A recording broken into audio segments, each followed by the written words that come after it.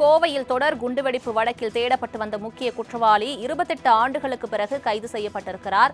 கோவையில் தொடர் குண்டுவெடிப்பு வழக்கில் தேடப்பட்டு வந்த முக்கிய குற்றவாளி 28 ஆண்டுகளுக்கு பிறகு கண்டுபிடிக்கப்பட்டிருக்கிறார். 28 ஆண்டுகள் தலைமறைவாக இருந்த சாதிக் ராஜாவை சத்தீஸ்கர் மாநிலத்தில் கைது செய்திருப்பதாக தகவல் வெளியாகியிருக்கிறது. கைது செய்யப்பட்ட சாதிக் ராஜாவை பலத்த பாதுகாப்புடன் கோவை அழைத்து காவல்துறை வந்து கொண்டிருக்கின்றனர். முக்கிய செய்தியாக பார்த்து வருகிறோம். இத்தொடர்பான மேலும் விவரங்களை தருவதற்காக செய்தியாளர் மணிகண்டன் இணைப்பில் இருக்கிறார். மணிகண்டன், வணக்கம். தற்பொழுது கோவை குண்டுவெடிப்பு சம்பவத்தில் 28 ஆண்டுகளாக தேடி வந்த குற்றவாளி தற்பொழுது கைது செய்யப்பட்டிருக்கிறார். அவர் தொடர்பான மேலும் விவரங்கள் என்ன? வணக்கம் சுலோமி. அதாவது தமிழ்நாட்டை மட்டுமல்லாது நாடு முழுவதையும் முழுக்கிய கோவை குண்டுவெடிப்பு சம்பவத்தில் 28 ஆண்டுகளுக்கு பிறகு ஒரு குற்றவாளியை தீவிரவாத தடுப்பு பிரிவு காவல்துறையினர் கைது செய்திருக்கிறார்கள்.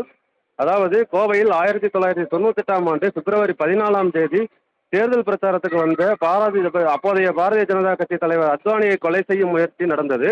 இதில் அல்லுமா பயங்கரவாத அமைப்பினர் 18 இடங்களில் தொடர் குண்டுவெடிப்புகளை நிகழ்த்தி தாக்குதல் நடத்தினார்கள். இந்த சம்பவத்தில் 58 பேர் உயிரிழந்தார்கள். 150க்கும் மேற்பட்டோர் படுகாயமடைந்தார்கள். தொடர்ச்சியாக காவல்துறையினர் மற்றும் தீவிரவாத தடுப்பு பிரிவினர் பல நூறு பேரை கைது செய்தார்கள். அந்த சம்பவம் காரணமாக தமிழ்நாடு மற்றும் பாரதம் முழுக்க இது பெரிய அதிர்வலையை ஏற்படுத்தியது. தொடர் குண்டுவெடிப்பு வழக்கில் அல்லுமா அமைப்பின் பயங்கரவாத அமைப்பின் தலைவர் பாஷா உள்ளிட்டவருக்கு ஆயுள் தண்டனை விதிக்கப்பட்டது. மேலும் ஏராளமானவர்களுக்கு இந்த தண்டனையும் விதிக்கப்பட்டு வழக்கு நடைமுறைகளும் கிட்டத்தட்ட முடிவெடுக்கிறது. இந்த வழக்கில் தண்டனை பெற்ற பாஷா தற்போது இறந்துவிட்டார். இது தவிர ஆயுள் தண்டனை பெற்ற 9க்கும் மேற்பட்டவர்கள் அண்ணா பிறந்தநாளை முன்னிட்டு தமிழக அரசால் விடுதலை கூட செய்யப்பட்டு விட்டார்கள்.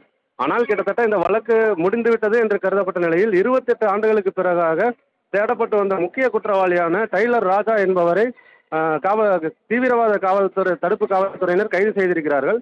28 ஆண்டுகளாக தலைமறைவாக பதுங்கியிருந்த அவர் சத்தீஸ்கர் மாநிலத்தில் பதுங்கியிருந்திருக்கிறார்.